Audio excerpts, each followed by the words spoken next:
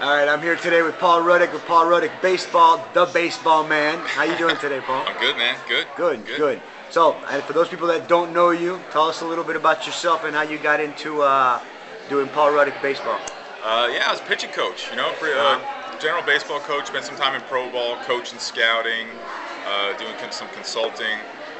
Wrote a book on pitching with Tom House that did really well, and just little by little my offline pitching business and teaching guys, and then just generally kind of gravitated to online, able to teach more people. Okay. Yeah. So you have a product called 90 Mile Per Hour Club. Can you tell us a little bit about that? It's quite successful, I understand. Yeah, 90 Mile Per Hour Club is based on the premise that we really believe that every human could throw like 85 miles an hour. And we also believe there probably there may be like 5 guys in the world that you can't increase their fastball by at least 3 miles an hour just by doing actually some simple, we call them like balancing acts. And what it is pitchers get so out of whack. It's like a one-way movement all the time. They get that repetitive movement syndrome. And if you could take a pitcher and just kind of balance out their body strength-wise, front to back, left to right, top to bottom, inside to out, if you could just do that, the pitcher will start operating at a higher level of performance.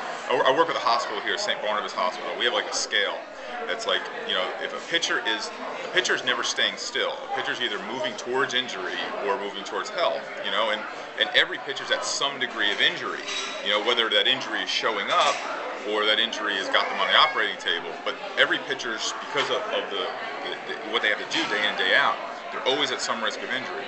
If you can minimize the risk of injury, you immediately increase the level of performance. So that's what we were able to do. What we saw is when we started working with these guys on the things that got them injured, they started throwing harder.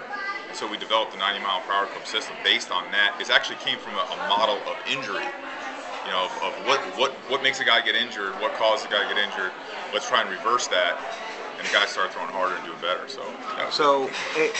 From all this research and all this knowledge that you guys found, what do you think is the #1 reason why pitchers get injured? I don't know that there's one. I can tell you what it ain't. Okay. It's not pitch counts. For every kid that comes in that says, my kid was overused, throw 100 pitches, I could show you another guy whose kid's equally as hurt and whose father charted every single pitch and the kid never threw more than 70. It's not pitch counts. The pitch counts won't get you hurt. It's how you arrive at your pitch total that makes the difference. So if you go out and you throw, if you go throw 35 pitches in the first inning, 30 pitches in the second inning, and your team goes down 1, 2, 3 in between, the clicker might say 70 pitches, but that guy's probably done. He might have a 75 pitch limit. He's probably done. And let's say the opposite way is he goes 15, 15, 15, 15. He could go with that clip for a long time. If he's got a decent break and his team's getting guys on and stuff like that. So it's not pitch counts, which is a big. People think that, And what I really think what happens is that the pitchers that don't prepare for what they have to do, and a lot of it is sometimes they don't know what they have to do. Especially younger pitchers, college and high school.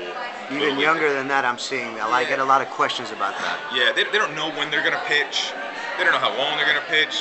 3 innings, 2. Nobody knows. So preparation's a big thing. But I'm a huge believer in that. You can handle larger pitch counts in manageable increments if you're physically prepared. And physical preparation, the better you are physically prepared, the better you're going to be able to handle your mechanics. Everybody thinks it's mechanics that make the difference, and it does to some extent, but you can't fix mechanics just on a ball field. So it's kind of like if we were to take 2 race cars, and one tire was shorter than the other, right? And it's like Dale Earnhardt versus whoever the other guy is in NASCAR. You're not going to change the mechanics of him racing and fix it. What you would do is he would struggle with that tire, right? Because the tire would pull him this way, and he'd be fighting this way to fix it. So he would, instead of driving, he'd be wrestling. And that's when we just teach mechanics, that's what it's like. We get kids that aren't built the right way, so they're thinking and they're struggling and they're contorting to try and fit into a mechanical mold. Where it takes a strength coach, takes somebody like yourself, takes guys like Jeff Cavalier, these guys, to build the guy, to build the athlete, to handle the mechanics, to tolerate the pitch loads. That's what it is. You're not going to fix a pitcher with bad mechanics on the field. It starts with working hand in hand with a good strength coach who knows what they're doing, knows how to build a pitcher. So if you want a car to go faster, every car in the world has a limit, right? It can go 100 miles an hour. You want that thing to go to 150? You got to build a different car. You got to build it better. And you're not gonna, the driver isn't going to do it. The mechanic is going to do it. The engineers are going to do it. And that's what the strength coach is. They're the engineers and the mechanics of building the pitcher. And once you get a kid who's really strong, you know, there's all those terms, functional strength and usable, whatever it is, you know, whatever anybody uses. But you know when a guy's strong. You get a guy who's strong, can move his body, control his own body weight first before he moves, start moving. External load? Yeah, you could bench press Texas. You know, it doesn't matter. It's not going to make you throw harder. You know, unless you can move your own fat ass around. You know what I mean? That's what I always say to the kids. You know, move your fat asses around. But so you get that strength. Then mechanics becomes a very easy teach. You know what I mean? It becomes a very, very easy teach because the kid is able to do what you're asking him to do physical.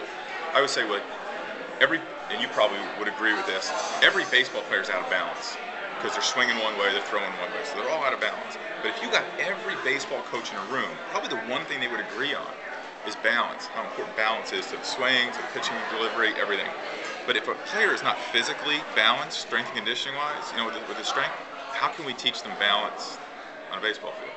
No. You can't. You got to work hand in hand, you know, with a strength and conditioning coach to do that. So that was a long answer to. It's a great question. Yeah. It was a great answer. It was a great question and a great answer. All right, we're heading into the summer months. Yeah. We're dealing with a lot of young kids, 18 and under, 16 and under. We got anything all the way down to 8 and under. Right. A lot of issues happen, a lot of games, a lot of volume. If you were to recommend some things for these young kids to do this summer to avoid injury, to make sure that they maximize their performance, can you give us some tips? Yeah, you got to maintain. We talked about strength before. Strength.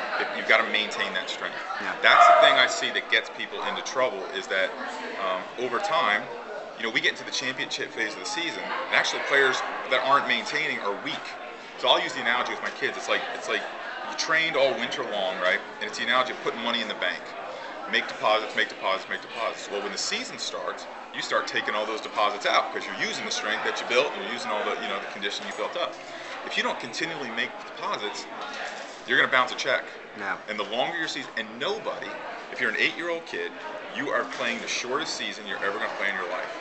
Every year you play, your season gets longer, more travel, more demanding, longer games, right? You're gonna play more innings. You go from 6 innings to 7 innings to 9 innings. So everything gets more and more and more. So the program that you did last year, last summer, to play in 26 inning games is not going to carry you through 37 inning games.